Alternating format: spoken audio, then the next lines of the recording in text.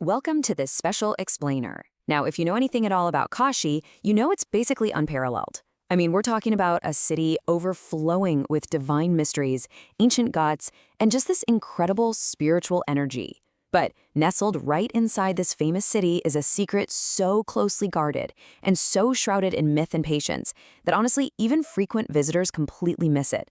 Today, we're unpacking the absolutely fascinating legend behind the rare Black Hanuman temple tucked away inside the historic Ramnagar Fort. So, let's jump right into it.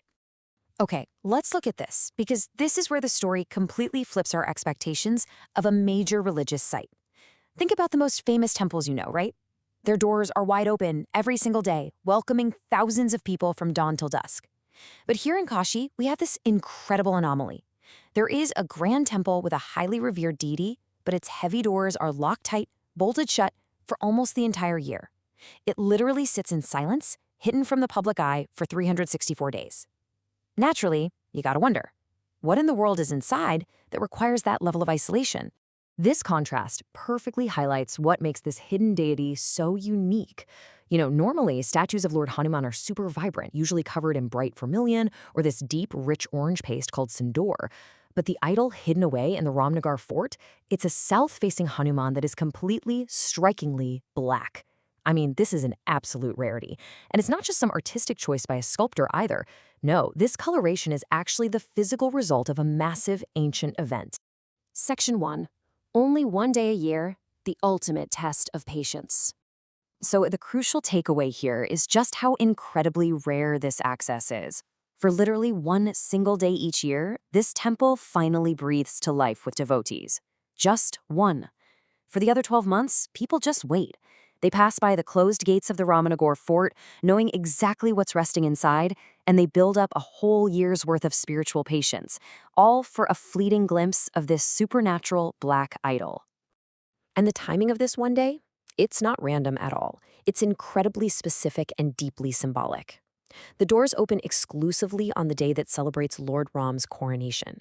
This happens right on the heels of the world-famous Ramnagar Ramlila, which is this massive multi-day theatrical performance of the Ramayana.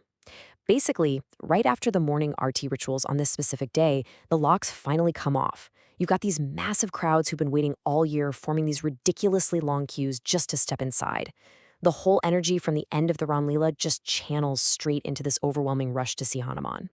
Section 2, Discovery at Ramnagar Fort, a royal excavation. Let's trace how this story actually unfolds over time, stretching all the way from deep antiquity right up to now. We start way, way back in the Treta Yuga. That's the mythological era of Lord Rama. Then we take a huge leap forward in time to a physical discovery, literally dug out of the dirt and stone of the Ramnagar fort by Kashi royalty. And finally, that amazing unearthing leads us directly to today with that single annual viewing we just talked about. It's like this incredible bridge connecting ancient myth straight to recorded history. The actual physical discovery of the idol is tied right to the local rulers. According to records and local beliefs, this grand black statue wasn't, imported from some distant kingdom. It was actually dug up right there during the excavation of the Ramnagar fort itself. When they found it, the Kashi royal family immediately recognized how huge this was. So they took it upon themselves to officially establish the idol, and they very deliberately placed it at the southern end of the fort to perfectly match its south-facing posture. That royal backing is basically what locked in the traditions we still see today. Okay, so we have the royal history, we have the unearthing, and we've got this mind-blowing modern-day dedication. But the biggest question is still staring us right in the face. We know the idol dates back to the Treta Yuga, but what actually happened back then? I mean, what kind of force could possibly take the famously radiant, bright orange Hanuman and completely strip that color away, turning him pitch black? Well, to figure that out, we have to look at one of the absolute most intense moments in mythological history. Section 3, Legend of Treta Yuga, a standoff with the ocean. Picture this, we are standing at the very edge of the sea. Lord Rama and his massive army have reached the coastline, but the vast ocean is completely blocking their path to Lanka. So step 1, Lord Rama humbly asks the ocean to just grant them a safe passage across. Step 2, the ocean, being bound by its own nature, flat out refuses. It won't part. And then step 3, The humility drops. Lord Ram gets absolutely enraged. His patience is completely gone, and he raises his divine bow, mounting a single catastrophic arrow.